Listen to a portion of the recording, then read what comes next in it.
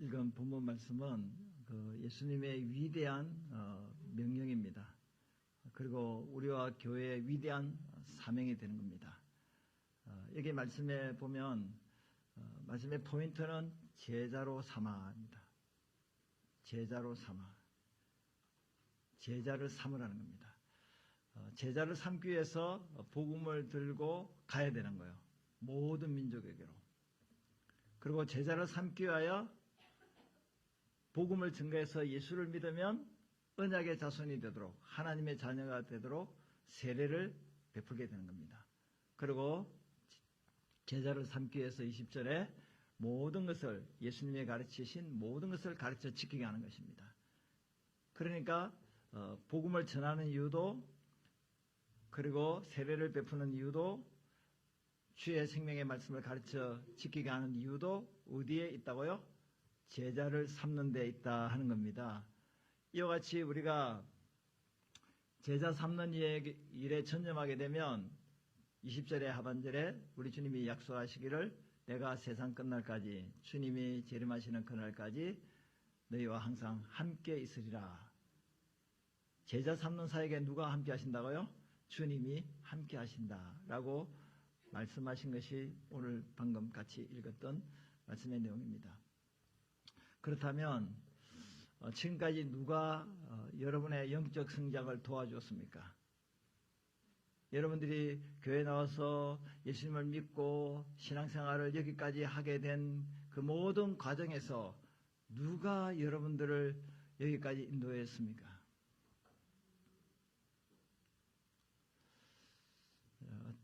영적 가정의 모델이 있는데요. 첫 번째는 전통적인 가정입니다. 조부모와 그리고 부모와 자녀 세대로 3대가 같이 신앙생활을 하는 겁니다. 여기에 핵심 포인트는 부모입니다. 그러니까 우리가 D6를 하잖아요. D6, 신명기 6장 말씀, 4절부터 9절의 핵심 말씀. 우리가 D6를 하는 데 있어서 핵심은요, 부모에게 있습니다. 부모. 그래서 저는 이렇게 말씀드리고 싶습니다. 한번 따라하겠습니다. 부모가 살아야 가정이 산다. 네. 부모가 살아야 가정이 살고 가정이 살아야 또 교회가 살아요. 그러니까 핵심은 부모예요. D6 목회를 한다는 것은 D6 철학을 가지고 목회를 한다는 것인데 그 근거가 어디냐면 신명기 6장 4절부터 9절 말씀인데 그 핵심은 부모에게 있다는 사실이에요. 지금까지 목회 모습과 또 한국교회 많은 목회자들의 모습 또 교회가 추구하는 것들 보면 우리가 신앙생활하는 모습을 보면 가정에서 부모가 핵심이 아니었다는 사실이에요. 그래서 정상적인 가정은 조부모도 신앙생활하고 그리고 부모로 이어져서 부모가 다시 자녀로 이어지는 핵심은 부모이겠다. 두 번째 모델은요, 한부모 가정입니다.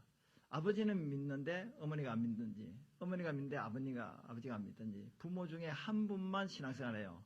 그 한 분의 신앙의 영향력을 받아서 자녀가 신앙생활을 하는 것이 한부모 가족 모델입니다. 세 번째는 친인척 관계입니다. 여기 부모가 없어요. 한부모도 아닙니다. 부모가 없어요. 부모가 예수를 안 믿어요. 또 세상을 떠났습니다. 그럴 때는 조부모가 손자, 손녀들을 신앙으로 양육하는데 그래서 D6에서는 이 조부모를 비밀 병기라고 이야기합니다. 여러분 연세가 드셨다고 해서 나는 할 일이 없어. 나는 인생 잘 마무리하면 끝난다고 생각할 이유가 없습니다. 연세가 드신 분들 다 손자, 손녀들은 다 있지요. 없으신가 봐. 예. 희망이 있습니다. 세상 떠날 때까지 할 일이 있어요. 사명이 있습니다. 주님이 주신 위대한 그 명령에 우리가 그 사명을 감당해야 되는데 내가 내일 세상을 꼴까닥하고 세상 떠난다 할지라도 오늘 내게 주어진 일이 내 손주들에게 신앙을 전수하는 거죠. 그 조부모가 영적 비밀 병기가 되는 것입니다. 제 같은 케이스는 4번입니다. 영적인 입양 가정인데요. 영적 입양 가정은 신앙의 1세대를 이야기할 수 있겠습니다. 저도 부모의 신앙을 이어받지 못했어요.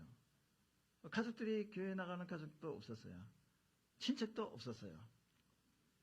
저 홀로 신앙생활이 시작된 거죠. 그러니까 신앙생활 1세대예요.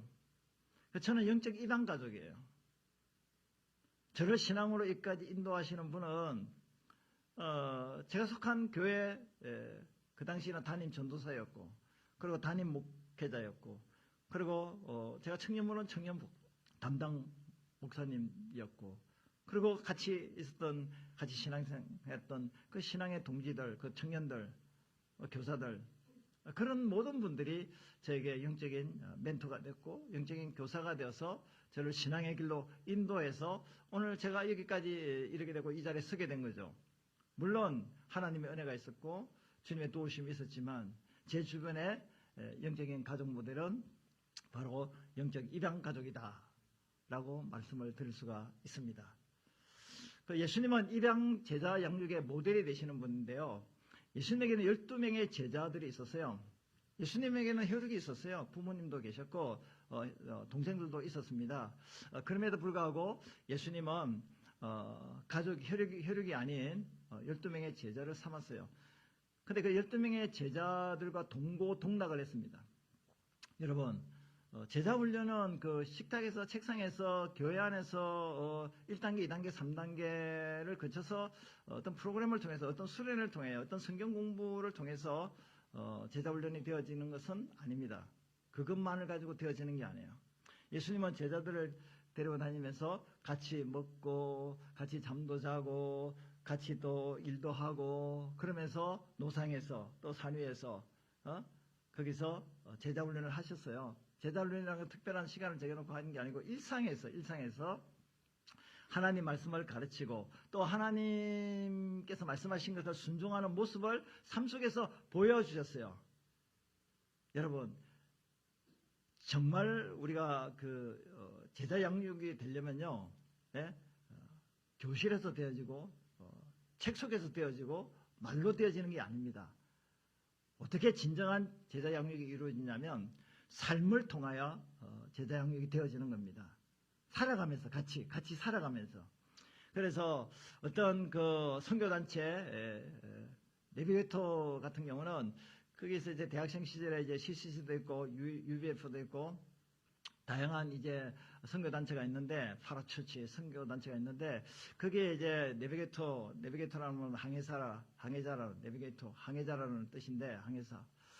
어쨌든 거기에 그 소속된 그 제자훈련 단체는 그 1단계, 2단계, 3단계 이렇게 10단계 뭐 이렇게 공부도 있겠지만 아파트라는 한 그 세를 내서 거기에 이제 숙식을 같이 하면서 같이 살아가면서 거기서 이제 그 훈련을 받습니다.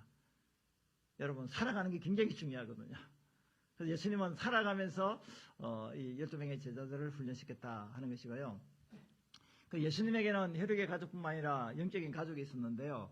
어느 날 예수님이 이제 사역을 하고 계실 때 예수님 어머니 마리아와 또 동생들이 예수님을 찾아왔어요. 그래서 제자들이 예수님, 모친과 동생들이 찾아왔는데 라고 말씀드리니까 예수님 하신 말씀이 누가 내 모친이고 누가 내 동생이냐? 하나님 말씀을 듣고 순종하는 자가 내 모친이고 형제다라고 말씀하셨습니다. 혈육의 가족을 가족으로만 보는 것이 아니라 예수님은 영적인 가족 공동체를 보셨다 하는 것입니다. 그리고 예수님은 많은 사람들을 초대했어요. 모든 사람들을 다 초대했습니다. 병든 자, 가난한 자, 귀신 들린 자, 그리고 세리들, 창기들, 죄인들 모든 사람들을 와보라고 이렇게 초대를 했습니다. 그 중에 부자 청년은 예수님의 초대에 응하지 않고 물질을 쫓아서 예수님을 떠났습니다. 하지만 또 많은 죄인들이 예수님의 초대를 받고 가족 공동체의 일원이 될 수가 있었습니다. 그러므로 이와 같이 예수님의 입양 사역을 본받은 자가 바울인데 바울은 디도를 영적인 제자로 삼았습니다. 디모데도 포함되지만 바울은 오늘날 디도에게 디도가 이제 그리스도에 이제 목회자로 이제 시험을 받게 되는데, 그때 편지로 디도서가 1장인 한 장으로 되어 있는데, 거기에 이런 편지를 적었습니다. 나이든 남성과 젊은 남성들을 권면하고, 그리고 나이든 여성에게 어떻게 해야 될 것인지 권면할 뿐만 아니라, 연세 드신 나이든 여성이 젊은 여성들을 잘 교훈을 해야 된다. 거기에 교훈은 이런 내용이에요. 어떻게 남편과 아내를, 자녀를 사랑할 것인가, 이런 것들에 대해서 나이든 여성이 젊은 여성들을 교훈하는 내용이었습니다. 저는 이번에 내용을 보면서 계속해서 이번에 설교 준비하면서도 그렇고 예전에도 이 말씀을 보면서 이런 생각을 했습니다. 우리 교회 연세 드신 이 어르신 그 권사님들 또 어르신들은 이 젊은 우리 우리 여성들에게 또 성도들에게 이제 식사 때나 이렇게 만나면 가정에서 이제 남편을 어떻게 잘 섬겨야 되는가, 자녀를 어떻게 잘 양육해야 되는가, 가정을 어떻게 아름답게 세워가야 될 것인가, 신앙생활을 또 어떻게 하면 좋겠는가, 자기의 그 영적 노하우를 실패담도 이야기할 수도 있고 성공담도 이야기할 수 있는데, 그런 것들을 이야기하면서 신앙의 그 교훈을 줄 수 있는, 또 격려하고 위로할 수 있고 힘을 줄 수 있는 그런 연세 드신 분들이 됐으면 참 좋겠다. 그런 좀 생각을 해보게 됩니다. 이거는 꼭 이제 나이든 여성이 젊은 여성에게 이야기할 뿐만 아니라, 나이든 남성이 나이 어린 젊은 청년들의 젊은 사람들에게도 그렇게 좋은 이야기를 해주면 참 좋지 않겠나. 정말 들어서 은혜가 안 되고 들어서 도로 시험 들고 부정적인 그런 이야기를 전화상으로 한다든지 만나서 이야기할 시간이 어디 있겠습니까? 신앙에 도움이 되는 말을 해도 끝이 없이 할 수 있는데, 그러므로 여러분들이 혹시 누군가 전화 온다든지 누군가 만나서 커피 마시면서 이야기할 때 신앙과 연관되지 않은, 신앙의 저해가 되는, 내 신앙을 도리어 끌어내리는 그런 말을 하면 어떻게 해야 되겠습니까? 예? 자리를 박차고 가겠습니다 하고 딱 돌아서 나오시지는 마시고, 이분하고 가까이서는 안 되겠다, 조심해야 되겠다, 그리고 집에 와서 귀를 다 이렇게 샤워해서 씻으시기를 바랍니다. 어떤 그 목사님은 참 대단한 목사님이고 지금도 목회자를 가르치는 엄청난 큰 교회를 이룬 목사님인데, 참 저도 이제 그렇게 못할 것 같은데, 예를 들면 이런 이야기를 하셨습니다. 그분이 이제 관광버스를 딱 타고 가는데, 거기 이제 목사님들이랑 사모님들 뭐 같이 가고 그러면 거기서 뭐 이제 노래를 막 부르잖아요. 심심하니까 거기서 예수천당 불신조하고 막 설교하고 부흥회하고 뭐 그러지는 않을 거 아니에요. 물론 제가 예전에 이제 몇몇 분들과 같이 이제 압록강 쪽으로, 두만강 쪽으로, 하여튼에 그쪽에 북한하고 이제 중국하고 접경 지역으로 개성이 아니고 신의죠. 하여튼에 모르겠네. 이름 잊어버렸는데, 하여튼 그쪽으로 한번 여행을 간 적이 있습니다. 선교 여행을. 그때 이제 그 버스 안에서 같이 이제 찬양하고 같이 기도하고 은혜롭게 지냈는데, 그런 건 참 좋은데, 이제 버스를 타고 가고 이렇게 관광을 가게 되면 이제 목회자들 모였다 할지라도 무슨 찬송가 복음성가를 부르기도 하는데, 우리 이제 장로님이나 권사님들 이렇게 보면 관광을 가게 되면 그 버스 안에서는 여기까지 와서 찬송 복음성가를 불러야 되냐? 아파트 노래는 있는지 모르겠는데, 아파트 노래라든지, 불 꺼진 무슨 창에 어쩌고 그런 노래라든지, 그거 미스 공감 하여튼 그런 거 불러야지 신바람 나지 않느냐? 막 그렇게 부르고 가는 거죠. 예. 그러니까 목사님하고 같이 가면 안 된다. 목사님하고 같이 가면 우리끼리 가야 된다. 그런데 어쨌든 간에 그 목사님도 이제 그런 버스를 타고 가시다가 그런 노래를 부르니까 버스 세우라고 그대로 내리셨다 그러더라고요. 난 이런 모습을 보기 싫다. 근데 우리 가운데 이제 이렇게 이야기하는 사람이 있을 것입니다. 인생을 그렇게 살았다가는 예수 믿는 사람이 세상에 어디 가 있을 때가 있느냐. 세상을 적당하게 타협하고 적당하게 좀 이렇게 어울리면서 분위기 맞추면서 해야지. 예수 믿는 티를 그렇게 확실하게 팍 내면 어떻게 인간관계를 할 수 있겠는가. 적당하게 거리를 두고 또 이렇게 가까이 할 때는 가까이 해야 되나라고 생각하는데, 제가 인생을 살아본 경험에서는 그랬다가는 세상에 잡혀 먹히더라고요. 다 넣어야 되는 거예요. 다 넣어야 된다. 술자리 담배 피우는 이런 것도 술, 담배 한다고 천국 못 가는 건 아니잖아요. 한다고 천국 못 가는 건 아니잖아요. 그렇지만 경건한 신앙생활을 하기 위해서는 예? 내가 노할 때는 노아야 된다. 노할 줄 아는 그리스도인. 예? 아니면 이건 아닙니다 라고 이야기할 수 있는 그리스도인. 이런 것들이 참 필요합니다. 그래서 어쨌든 우리가 이 나이 든 여성은 젊은 여성들의 교훈이라는 것은 교회에 와서 우리 신앙생활을 하면서 영적인 어떤 이런 어떤 도움을 받고 가야 됩니다. 교회 와서 뭐 식사하면서 이런저런 이야기인데 정치 이야기, 저는 정치를 모른다 이러면 또 목사님 정치도 모르나 참 나라를 생각하면 잠도 안 온다 이런 분도 계시겠지만 저도 알아요. 근데 제가 말하는 게 다 맞는 게 아니기 때문에 정치 이야기하지 말고 또 아파트 산 이야기하지 말고 뭐 세상 돌아가는 그런 일상의 이야기를 할 수는 있지요. 근데 교회에 와서까지 나는 뭐 이렇게 사는데 저 사람은 저렇게 사네 비교의식을 느끼고 좌절하고 절망할 수밖에 없는 그런 이야기하지 마시고 이야기하려면 차라리 나의 가난함을 이야기하시고 나의 부족함을 이야기하시고 나의 배고픔을 이야기하시는 게 더 좋을 것 같아요. 자랑을 하지 마시고 그러면서 우리가 진정으로 교제하고 나눌 것은 교회 안에서만이라도 신앙적인 대화가 있었으면 참 좋겠습니다. 할렐루야. 그래서 바울은 디도를 입양해서 제자 양육하는 데 있어서 특별히 이렇게 지도를 하는 거죠. 디도를 통하여. 그러니까 바울은 디도를 제자 삼고 디도는 또 자신이 그리스 섬에서 목회를 하면서 이제 어떻게 그 성도들을 잘 양육해야 될 것인가 하는 것을 이제 바울을 통해서 서신서를 통하여 도움을 입는데 네가 이런 모든 사역을 하는 데 필요한 것은 선한 일의 본이 되라. 본이 되라. 그러니까 바울이 디도를 세워서 디도로 하여금 그렇게 성도들도 세워가야 된다. 이런 것들이 입양 제자 양육의 스토리라고 이야기를 할 수 있겠습니다. 자, 교회는 가족 공동체입니다. 옆 사람과 같이 인사하겠습니다. 우리는 가족입니다. 우리가 뭐예요? 가족이에요. 누구의 피로 맺어진 가족이에요? 예수님의 피로. 자, 피는 뭐보다 진해요?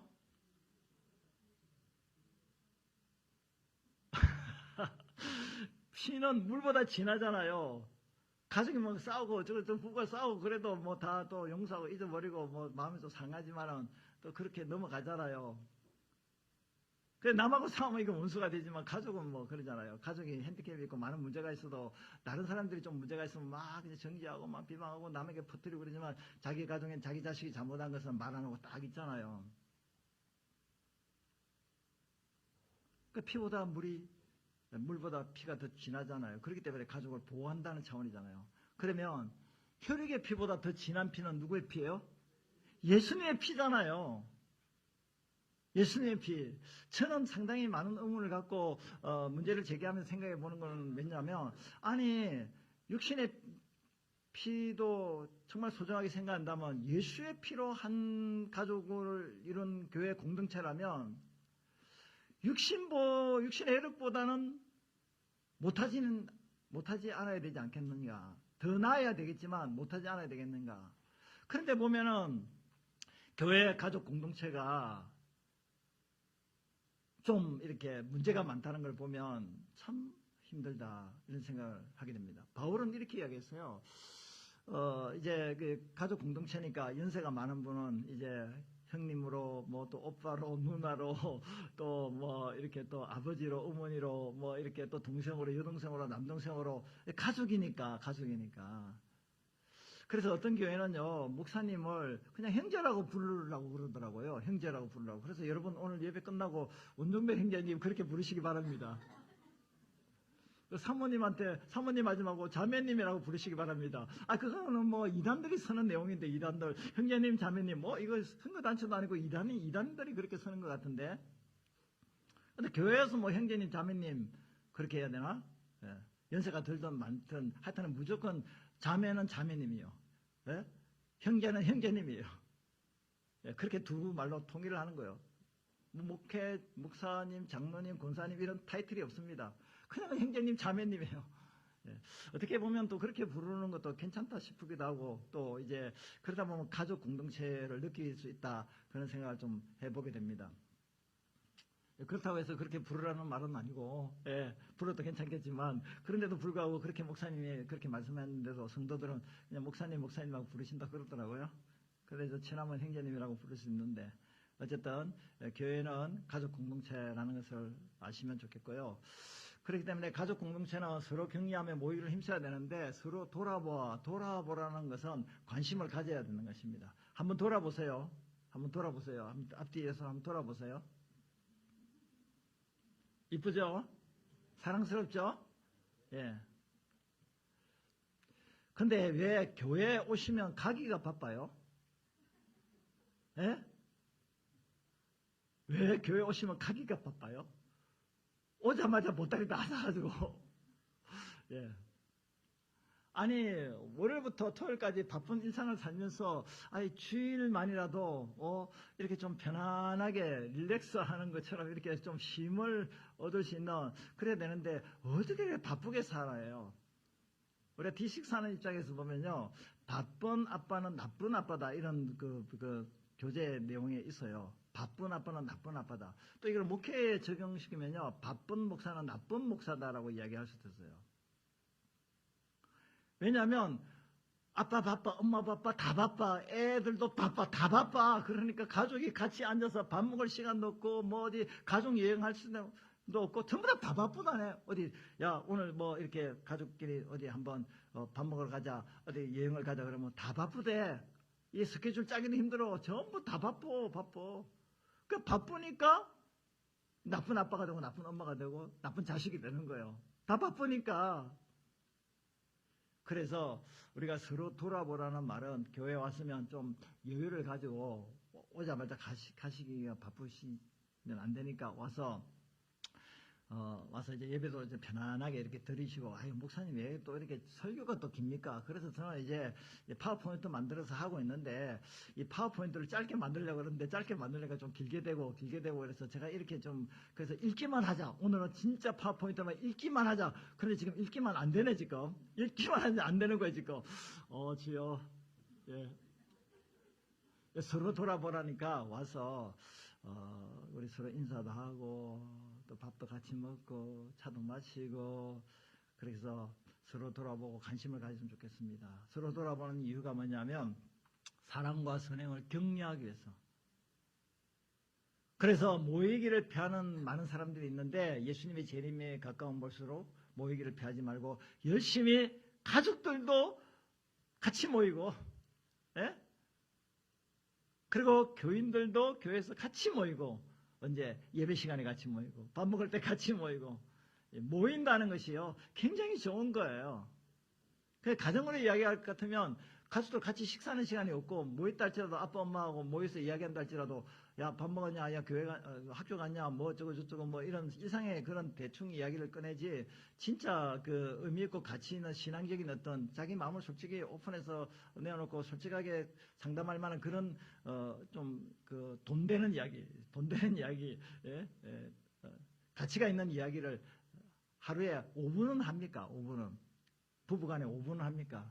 부모 자녀간에 5분 10분 합니까? 10분도 안 된다고 데이터 통계가 나와 있습니다. 그 정도로 우리가 서로 모여서 서로 격려하고 이렇게 하는 것이 가족 공동체에 필요하다 하는 것을 이야기할 수 있겠습니다. 두 번째는 이제 성령님은 제자 양육을 도우시는데요. 영적 부모를 스승이라고 볼 수 있는데, 성령님은 이 영적 부모에게 권능을 주시고요, 진리를 가르쳐 주시고 생각나게 하시고 예수님께서 함께 하십니다. 그러니까 우리가 부모로서 자녀를 제자 삼는다.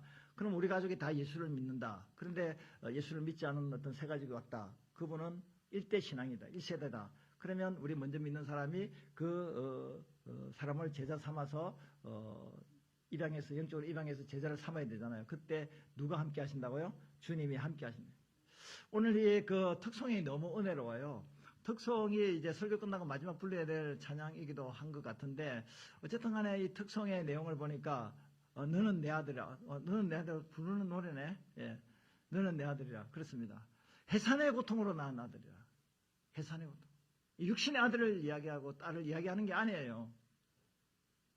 육신의 자녀도 해산의 고통을 얻고 키우는 것도 양육하는 것도 정말로 자녀를 자녀답게 키우는 게 부모가 정말로 힘들어요.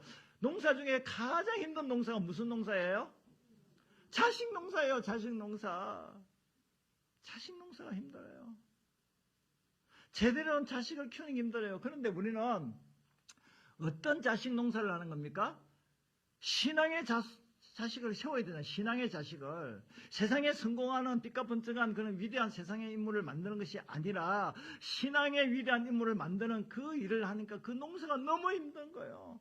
어떻게 교회를 데려나와서 예수를 믿게 하고 예수님의 제자로서 하나님의 나라의 일꾼으로 일을 할 수 있도록 어떻게 할 수 있겠냐? 힘든다니까요. 그래 알았다. 네 알아서 살아라. 그냥. 네 알아서 살아라. 네 인생은 네가 사는 거야. 성공과 실패에 대해서 부모를 원망하지 마라. 네 인생은 네가 책임져야 된다. 이제 여기가 끝이다. 고등학교 졸업하면 여기까지 내가 책임졌는데 이제 네가 대학 가더라도 알바해서 네 학비도 마련하고 네가 뭐 죽게 되는 바에 대해 네가 알아서 해라. 나 손 뗀다. 근데 손 뗄 수 없지요. 여러분 이와 같이 육신의 자녀를 키우는 것도 힘든데요. 영적인 자녀를 낳고 키우고 양육하는 거는요. 더 힘든 일이에요. 하지만 약속의 말씀이 있어요. 누가 함께 하신다고요? 예수님이 함께 하시는 거예요. 예수님이 함께 하신다는 거예요. 그러니까 위로받고 격려받잖아요. 주님이 그래 함께 하셔. 포기하고 싶은데 낙심하지 않게 되겠죠. 영적인 부모가 이제 제자를 삼게 되면요. 성령이 어떻게 역사하냐면 성령이 그를 거듭나게 했어요. 여러분 부모가 자녀를 거듭나게 할 수 없잖아요. 제가 아무리 설교를 한다 할지라도요. 예? 여러분들이 마음이 다 방탄복을 입고 있어요. 여러분들의 마음이 방탄조끼를 다 입고 있어요. 그래서 아무리 말씀을 막 전하고 복음을 전하고 그래도 전부 다 튕겨 나와요. 말씀이 그 옥토밭이 돼가지고 여러분 마음이 옥토밭이 돼서 30배 결실을 맺는데 다 튕겨 나와요. 그런데 성령의 역사하게 되면요, 말씀이 탁 전하게 되면요, 말씀이 그대로 막 팍팍 와닿는 거예요. 마음에 말씀이 막 감동으로 막 와닿는 겁니다. 할렐루야. 그러므로 예배 드릴 때마다 주의 영이 여기 임하시옵소서. 하나님의 성령의 역사가 나타나게 해 주옵소서. 그래야 찬양의 은혜가 되고 기도가 되고 말씀의 은혜가 됩니다. 그러므로 이 짧은 시간에 여기 와서 주님께 영광 돌리는 것은 당연한 거지만 그래도 내 마음에 평안이 임하고 은혜가 되고 그리고 영적인 새 힘을 입어서 한 주간도 능력 있게 살아가야 되지 않겠습니까? 근데 그것을 누가 하시느냐? 성령이 그렇게 하신다는 거예요. 서성에, 영적 서성에도 그런 힘을 주시고 제자들에게도 거듭나는 역사를 성령이 하신다는 거예요. 그리고 구원의 완성도 성령이 구원을 완성케 하죠. 여러분들이 구주 예수 그리스도를 믿음으로 이제 구원을 받았다면 누가 끝까지 천국으로 이끌어 가신다고요? 성령이 이끌어 가시는 거예요. 그러므로 내가 구원을 받았다. 또 내가 영적으로 성숙했다. 내가 천국에 간다. 이런 것은 다 누구의 역사예요? 성령의 역사예요. 성령. 그러므로 자식들에게도 교회 가자 뭐하라 또 남편에게나 또 가족들에게 그렇게 해봤자요 잔소리가 되고요 더 관계가 안 좋아집니다. 어떻게 됩니까? 주의 성령이 이 가정을 덮으소서. 주의 성령이 이 우리의 교회를 덮으소서. 하나님이 하셔야 됩니다. 하나님이 하셔야 됩니다. 하나님이 하셔야 돼요. 그러니까 하나님이 성령을 통하여 거듭나게 하시고 구원으로 완성시키시고 마지막에는 뭐냐면 점점 성화 예수님을 닮게 하시고 결국에는 영화로운 몸이 돼서 천국에 살 수 있도록 하시는 겁니다. 결국에는 제자 양육하는 훈련하는 모든 과정과 모든 일들을 누가 하시는 거죠? 성령이 주도적으로 하시는 거예요. 그렇다고 영적 스승이 할 일이 없다, 제자가 할 일이 없다, 그건 아니에요. 우리가 아무리 한다 할지라도 주체는 성령이 하셔야만이 열매가 있다 하는 것을 말씀드리고 싶습니다. 자, 제자 양육의 전수 과정을 보면 디모데후서 2장 2절 말씀을 우리 한 목소리로 같이 또 읽도록 하겠습니다. 또 내가 많은 정인 앞에서 내게 들은 말을 중성된 사람들에게 부탁하라. 그들이 또 다른 사람들을 가르칠 수 있으리라. 아멘. 여기 보면 바울이 디모데에게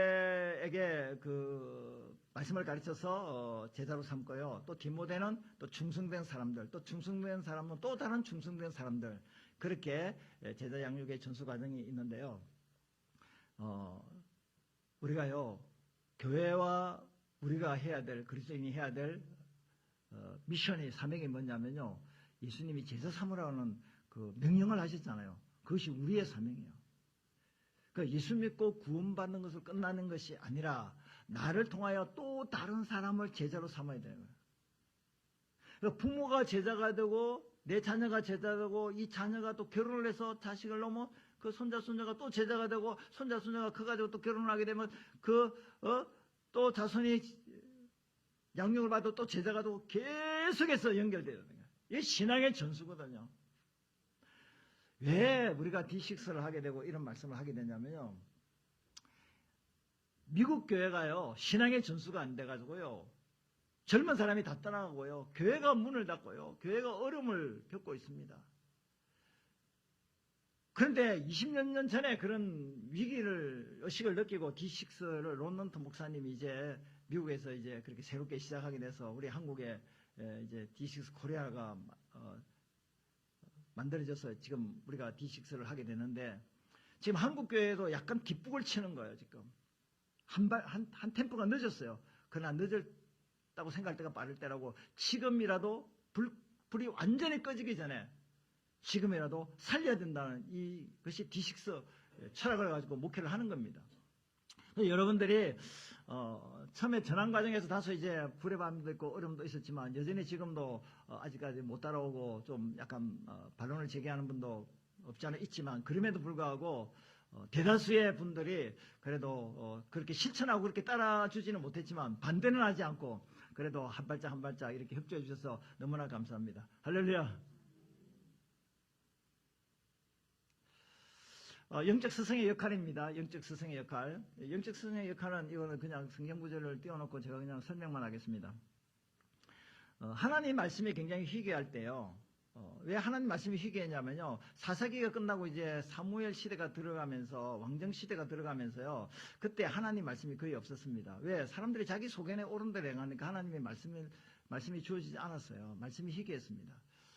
그럴 때 성막에서 이제 봉사하고 있는 그 사무엘이 굉장히 나이가 어렸는데, 그때 엘리 제사장 때였어요. 근데 하나님의 음성이 들렸어요. 사무엘아, 사무엘아. 하나님의 음성이 드문 그 시대에 사무엘을 부르는 하나님의 음성이 들렸어요. 그래서 사무엘이 막 엘리 제사장에 쫓아갔어요. 저를 불렀습니까? 나 안 불렀는데? 그러니까 3번씩이나 하나님이 그렇게 사무엘을 부르는데, 사무엘은 하나님 음성인지 모르고 엘리 제사장이 자기를 부른 줄 달려갔는데, 엘리가 9절에서 이렇게 이야기합니다. 엘리가 사무엘에게 이르되 가서 누웠다가 그가 하나님이 너를 부르시거든 내가 말하기를 여호와여 말씀하옵소서 주의 종이 듣겠나이다 하라 하니, 이에 사무엘이 가서 거기 자기 처소에 누웠다가 이제 4번째 10절에 하나님께서 사무엘아 사무엘아 부를 때 사무엘이 엘리 제사장의 말대로 말씀하옵소서 주의 종이 듣겠나이다. 그러니까 영적 스승의 역할은 뭐냐면, 비록 사무엘이 어렸지만 직접 하나님과 대면하기를 원했다는 거예요. 직접 하나님의 음성을 듣고 하나님과 교제하기를 원했다는 거예요. 그 영적 스승의 역할은 다이빙 보호대 역할만 하면 되는 겁니다. 부모는 자녀로 하여금 하나님을 만날 수 있도록, 예수님을 만날 수 있도록 도구의 역할만 하면 되는 거예요. 그래서 영적 스승의 역할은 뭐냐면, 영적 스승은 모든 필요를 채워주는 구세주가 아니에요. 그러니까 목사님이 또 교육자가 또 영적인 부모가 자녀에게 모든 것을 다 육신적인 문제, 정신적인 문제, 영적인 문제 다 해결해 주는 구세주가 아니에요. 만능 탤런트가 아니에요. 다 해줄 수가 없어요. 해주면 하나님이시지. 그 교주지. 교주는 다 해줄 수 있다잖아요. 그 교주잖아요. 영적 스승은 솔직하게 난 다 해줄 수 없어. 난 구세주가 아니야.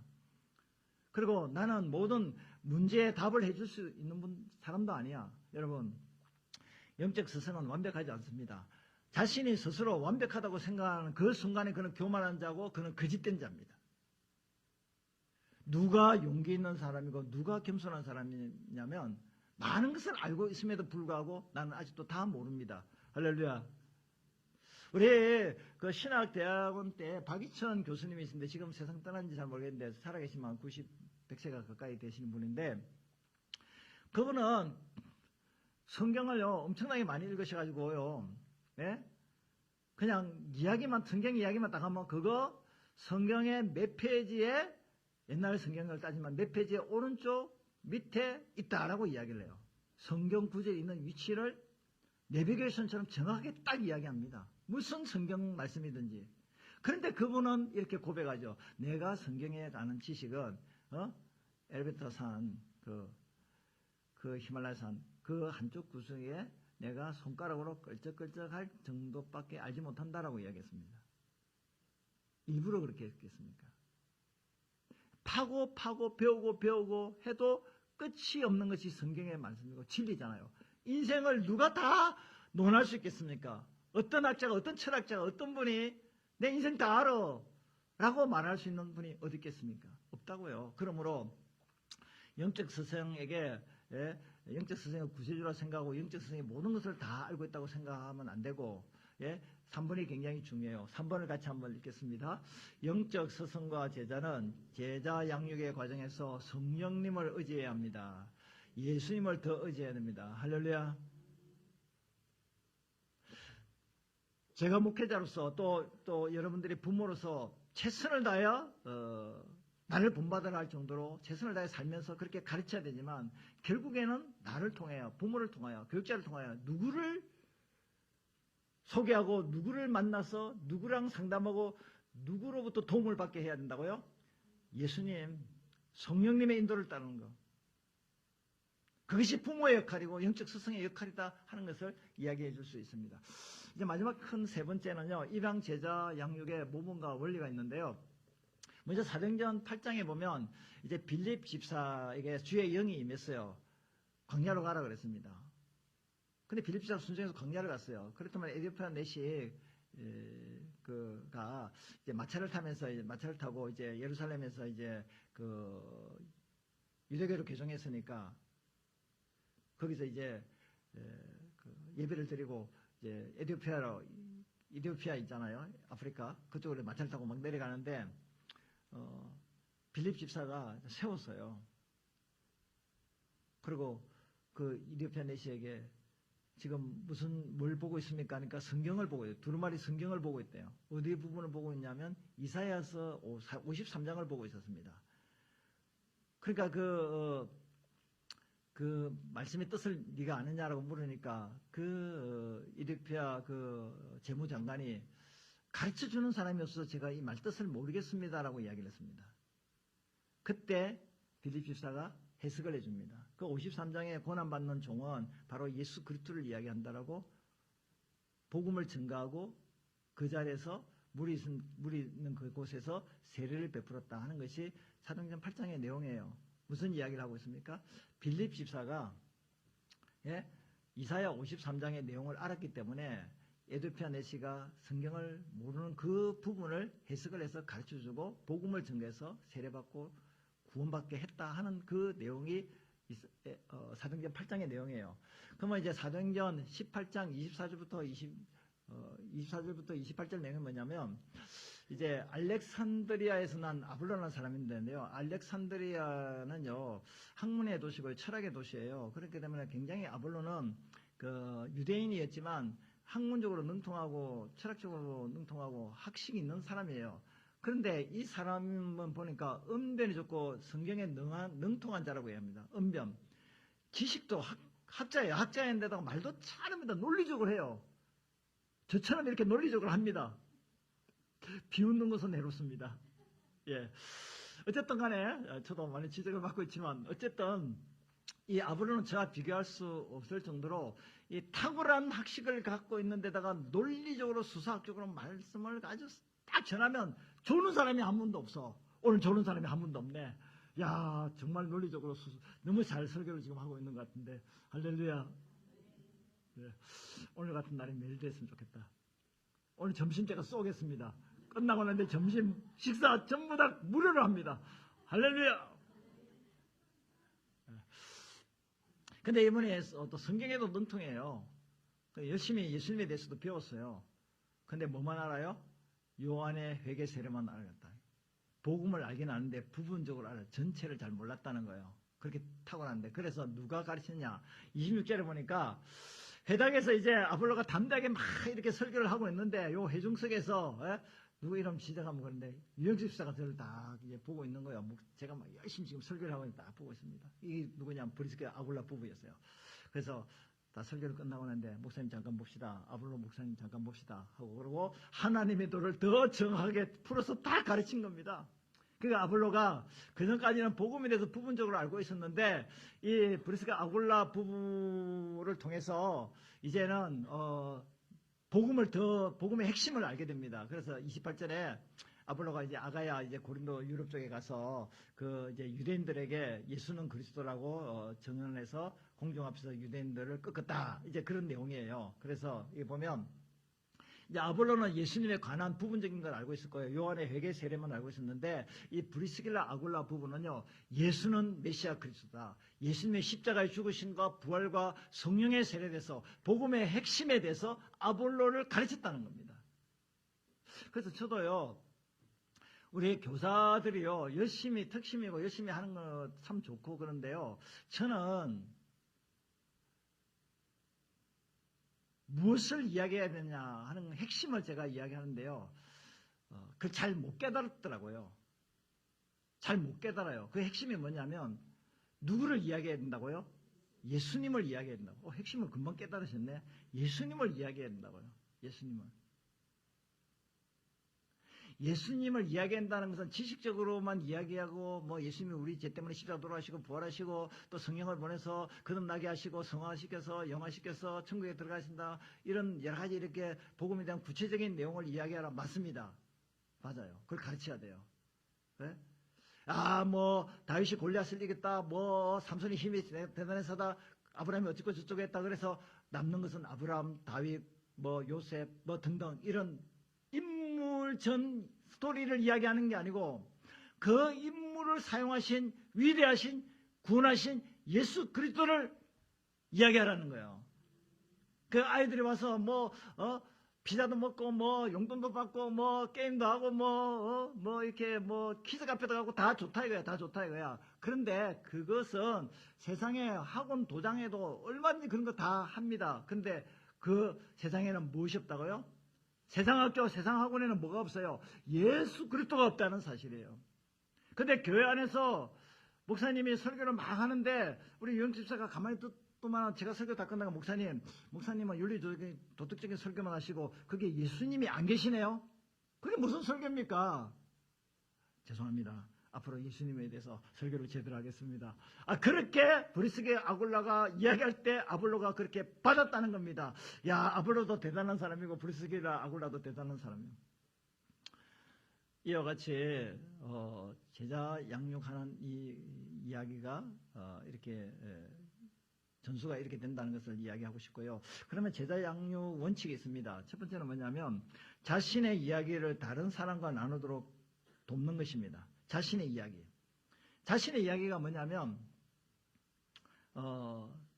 내가 만난 예수를 이야기하는 거예요. 신앙의 경험을 이야기하는 겁니다. 제가 이제 금요일은요. 제가 설교할 때 금요일도 10분 나와서 감사한데 더 나오시면 더 좋겠고 금요일은 많으면 많을수록 제가 이제 부흥사가 되는 겁니다. 예? 부흥사. 예. 왜 신바람 나니까. 재밌게, 저 설교도 재밌어요. 그냥 저는 본문하고, 그냥 기도만 하고 나와서 설교를 하는 거예요. 원고도 없고, 준비가 없어요. 그냥 본문하고, 그냥 기도만 하고 나와서 즉석 설교입니다. 근데 어쨌든, 중요한 건 뭐냐면요. 제가 그때 설교할 때, 하나님을 경험해야지 하나님을 안 떠난다. 그 설교를 하는 거예요. 지식적인 전달도 전수도 중요하지만 성경 공부도 중요하지만 하나님을 내가 만난 경험이 있어야 돼요. 기도해라. 그때 기도 안 해. 왜 안 합니까? 기도해서 응답받은 경험이 없으니까. 근데 기도하면 하나님 응답하신다. 기도하면 하나님 역사하신다. 그걸 경험하게 되면 기도하지 말아도 기도하게 돼요. 성경 읽지 마라. 그런데도 성경 읽어요. 왜 읽을까요? 성경이 꿀송이보다 더 달거든요. 할렐루야. 누구 보고 이야기하는 거예요? 나보고 이야기하네. 나 성경이 너무 꿀송이보다 너무 달아. 나 꿀 싫어. 나 성경이 좋아. 할렐루야.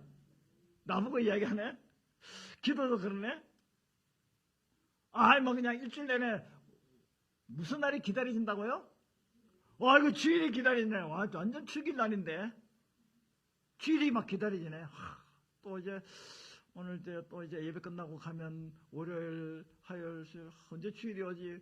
아이고 빨리 주일이 오면 좋겠다. 그런데 그게 아니고 벌써 주일이 왔네. 또 교회 가야 되나? 또 설교해야 되나? 근데 기다려야지 그게 좋은 겁니다. 할렐루야. 간증이 있는 삶은 뭐냐면 내가 경험한 하나님을 이야기하는 거. 그게 중요해요. 그 다음에 새 가족을 다른 신자들과 교제하도록 돕는다. 그것이 3세대 주일학교와 소그룹을 통해서 있는다. 근데 교회에 이제 새로운 사람이 왔을 때요. 우리 성도들은 좀 낯가리를 하는 것 같아요. 새로운 사람들에게 접근을 못해. 그래서 새로운 사람들 오면 저로 좀 안녕하세요, 반갑습니다, 처음 뵙겠습니다. 그렇다고 해서 지조는 하지 마시고. 지조 어디 살아요? 애는 몇 명이에요? 뭐 언제 이사 왔어요? 등등. 뭐 직장은 뭐예요? 무슨 일을 해요? 월급은 얼마 받아요? 뭐 그런 이야기, 용돈은 얼마 받아요? 그런 이야기 좀 하지 마세요. 그러면 이거 뭐 범죄단체 다르고 뭐 수사기관 다르고 지조만 당하고 가네. 그러지 마시고, 나중에 그거는 본인이 다 사귀다 보면 다 이야기하지 말라도 다 이야기할 때가 있어요. 그냥 반갑게 손잡아주면 됩니다. 꼭 이야기할 것 같으면 어려운 문제가 뭐 있습니까? 제가 도울 것이 뭐 있겠습니까? 라고 그렇게 상대방 중심으로 이렇게 해나가면 되는 거예요. 그래서 세 사람만, 교회 왔을 때 세 사람만 친해지면요, 교회를 안 떠납니다. 왜 교회를 떠나는가? 친구가 없어서. 아는 사람이 없어서. 우리 주일학교 유초동부 중고동부 애들도 왜 그런가? 친구 따라서 다른 교회 가잖아요. 친구 따라서. 근데 또 할 말이 없어. 친구가 없다는데.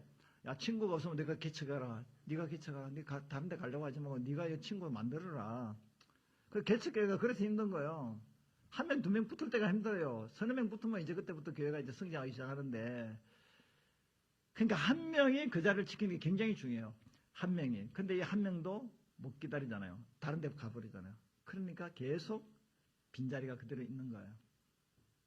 그래서 세 사람만 연결시켜주면 절대 떠나지 않는다. 그 세 사람과 연결시키는 곳이 뭐냐? 소그룹에서 3세대 주일학교 모임에서 이루어질 수 있다. 그리고 하나님의 말씀을 통해 영적 공격에 대항하도록 돕는다. 이 성경을 통하여. 그러니까 인생의 모든 일어나는 모든 문제를 무엇을 통하여 답을 줘야 된다고요? 성경을 통하여. 성경. 할렐루야. 성경이 여러분들의 인생에 모든 필요한 것들을 완전히 충족시킨다는 것을 믿습니까? 무슨 문제가 있든지 간에 그 문제를 어디로 가지고 가면 답이 있습니까? 성경에 모든 답이 있어요. 성경이 충족되지 않고 성경이 부족하다면 거기다가 상강오륜을 갖다 붙이든지 사소오경을 갖다 붙든지 뭐 손자병풍을 갖다 붙이든지 뭐 다른 걸 갖다 붙여야 되잖아요. 성경이 부족하니까. 아니에요. 성경은 모든 인생의 문제, 어떻게 결혼해야 됩니까? 누구를 만나 어떻게 살아야 됩니까? 부부관계는 어떻게 해야 됩니까? 자녀를 어떻게 양육해야 됩니까? 어떻게 인생을 살아야 됩니까? 어떻게 직장생활하고 사업을 해야 됩니까? 등등 모든 알파 오메가 모든 것이 다 충족하게 있는 것이 성경이에요. 그래서 인생에 여러 가지 많은, 왜 예수를 믿어? 교회 나간다 밥 먹여줘? 밥 먹여준다, 점심 준다. 교회에다 돈 줘? 우리 성도들이 권사님도 그렇고, 야, 그래도 용돈 가끔 준다, 야. 가끔 줘. 돈도 줘. 밥도 줘. 사실 이런 이야기를 할 때, 교회는 어떤 것인고, 왜 교회를 나와야 되는가? 그런 것들을 이야기하는 거예요. 성경을 통해서. 마지막으로, 두 사람의 힘을 인정하도록 돕는다. 두 사람의 힘을 인정하도록 돕는다는 뭐냐면, 우리가 배웠으면 간증하고 나눌 사람이 있어야 된다는 거예요. 내가 오늘 목사님 말씀을 들었는데 우리가 소그룹에서 3세대 주일학교에서 공부를 했는데 이런 것을 배웠어. 내가 성경에 이런 걸 깨달았어. 그렇게 해서 자녀에게 대화하든지 부부가 대화한다든지 이런 말씀을 나눌 사람이 있어야 되는 거야. 여러분, 나누면 풍성해집니다. 물질도 나누면 풍성해지고 모든 것을 나누면 풍성해집니다. 나누는 게 중요해요. 받은 바 은혜를 나누는 거예요. 나누지 못하면 딱 고이잖아요. 나누어야 돼요. 그리고 또 한 가지는 경건한 스승이 있어야 돼요. 경건한 스승. 누구를 통하여 내가 배워야 될 것인가? 교회에서도 경건한 분이 있어요. 그분을 통하여 배우시고, 이제 이렇게 하셔도 됩니다. 이제 그 소림사 영화라든지 이런 거 보게 되면, 그 스승이 이제는 가르칠 것이 없다. 하산하라. 나에게서 더 이상 배울 것이 없다. 그러면 그 영적인 스승으로부터 배울 거 다 배웠으면 다른 영적인 선생을 통하여 다른 각도에서 또 배울 것도 있는 겁니다. 그러니까 우리가 신앙생활은 죽을 때까지 계속해서 배우고 또 배운 것을 또 믿음이 약한 사람들과 또 나누고, 그것이 신앙생활입니다. 이제 마지막 결론은 예수님은 이방 제자 양육의 모델이시고요. 성령님은 우리가 다른 사람을 제자 삼도록 도와주시고, 영적인 서성은 주님을 더 의지하도록 가르치는 것이고, 성경은 제자 삼는 모범과 원리를 이렇게 제시를 하고 있고, 그래서 여러분들에게 이제 질문으로 오늘 말씀을 마무리하겠습니다. 당신의 영적 서성은 누굽니까? 지금은 여러분들에게 어떤 영적 서성을 두고 있습니까? 이렇게 말할 수 있죠. 저는 영적 스승이 따로 없고요. 저는 골방에서 그냥 성경 읽습니다. 성경책이 나의 영적 스승입니다. 그렇게 해도 되겠죠. 성경 말씀이 나의 영적 스승입니다. 성경이 영적 스승입니다. 그럼 성경 읽다가 모르는 건 어떻게 하지? 성경 읽다가 깨닫지 못하는 건 어떻게 하지? 가르치는 사람이 없는데. 그래서 영적 스승은 성경책 자체도 될 수 있겠지만, 예? 영적 스승은 나의 부모님이 나의 영적 스승입니다. 우리 목사님이 나의 영적 스승이에요. 우리 교회 어떤 분이 영적 스승입니다. 영적 스승이 누구냐? 그 다음에 또 한 가지는 누구의 신앙 성장을 돕고 있는가? 나에게 영적 스승이 있을 뿐만 아니라 내가 누구를 영적으로 성장하기 위해서 제자 삼고 있는가? 부모는 말할 것 없이 자녀가 되어야 될 거고, 그리고 또 교회 안에서 제처럼 1세대 신앙생활하는 분들의 부모가 되어서 또 케어해서 영적으로 세워줄 수 있는 그런 일들이 교회 안에 일어나기를 간절히 축원합니다.